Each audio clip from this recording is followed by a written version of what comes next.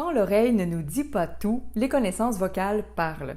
Quand je veux comprendre le timbre d'un chanteur ou d'une chanteuse, je veux m'interroger sur la source, sur ce qui fait que ça sonne de cette façon-là, plutôt que sur la description de la sonorité, surtout considérant l'immense variété des termes utilisés. Lourd, rond, léger, aérien, résonnant, présent, métallique, ample, large. La liste est vraiment longue. Déjà, il faut s'entendre sur les termes parce qu'ils ne veulent pas dire exactement la même chose chez tout le monde. Mais, et c'est probablement le plus important, ces termes-là peuvent nous induire en erreur, en fait nous donner des informations erronées qui peuvent nuire à notre capacité de produire différents styles, de s'inspirer des sonorités, d'une sonorité, d'un timbre de voix de quelqu'un d'autre et d'imiter carrément si c'est notre dada. Un des exemples les plus évidents est l'opéra, qui est souvent décrit comme étant très large, très ample dans sa sonorité. Si j'arrête mon analyse là, je serai portée à transposer cette largeur-là, cette amplitude-là dans ma production vocale, dans mon instrument. Et pourtant, je ferai fausse route et je rencontrerai plus d'obstacles et de frustrations que nécessaire.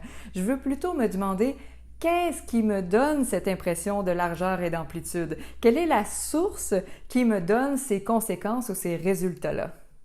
Oui, j'aurai un peu plus de largeur dans mon conduit vocal au niveau des faux plis vocaux dus à leur ouverture, leur rétraction. Cependant, l'espace sera considérablement rétréci au niveau de l'entrée du larynx, qui est plutôt étroite dans l'opéra. Donc, qu'est-ce qui vient me donner cette impression-là? D'où ça vient que j'ai ce résultat-là dans le son? Ça peut venir de la bascule du cartilage thyroïde, par exemple, qui apporte du mouvement, de l'expressivité, de la musicalité dans le son, dans la mélodie. Ça peut être la descente du larynx qui vient augmenter l'énergie dans les fréquences plus graves, ce qui est décrit par certains, comme étant plus chaleureuse, plus ample. Ça peut être aussi la plus grande portée, la puissance de la voix, qui est générée par une entrée du larynx plus étroite ou encore l'intensité apportée par l'ancrage du torse et sa réduction du débit d'air qui me donne cette impression-là.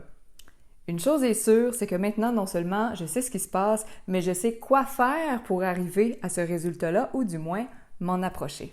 De même, les grandes chansons à voix avec leur passage en belting peuvent nous impressionner par tout l'espace que prend le timbre de voix dans une salle, par exemple. On pourrait ici facilement penser aussi qu'on a besoin de tout cet espace-là dans notre conduit vocal, dans notre bouche, surtout quand on voit des chanteurs, des chanteuses avec la bouche bien grande ouverte. Pourtant, dans ce style-là, on a besoin d'un espace qui est tout petit dans le conduit vocal et dans la bouche aussi. Mais comment savoir si je ne suis pas en mesure d'analyser la source des éléments vocaux que je perçois, que j'entends? Tous mes efforts pour agrandir l'espace se transformeront inconsciemment et malheureusement en obstacles pendant que je chante, pendant que j'essaie de me rapprocher de ce son-là. Pourtant, si je savais qu'un dos de langue très haut et en avant, qu'un larynx haut avec une entrée du larynx étroite forme justement un tout petit espace caractéristique du belting et de sa concentration dans les fréquences aiguës et qu'un espace cricothyroïdien ouvert apporte le côté volume encore plus grand et le côté brut et sans compromis du son, je serais beaucoup plus efficace dans mon travail. Je pourrais même déduire, en considérant la masse épaisse des plis vocaux dans l'équation avec tout le reste, que c'est une recette qui est exigeante pour les plis vocaux et que donc la rétraction des faux plis vocaux et l'ancrage du torse, de la tête et du cou me seront très utiles pour y parvenir.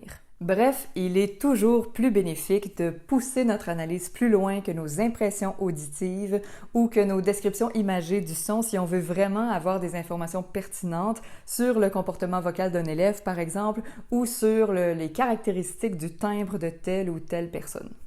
Maîtriser chacune des composantes de notre voix pour avoir véritablement accès à toutes ces possibilités-là compte sans l'ombre d'un doute dans le portrait.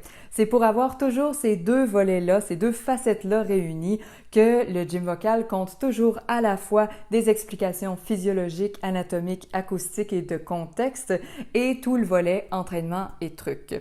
Je vous invite à vraiment observer comment vous approchez, comment vous analysez une voix, un son et de dépasser vos premières impressions.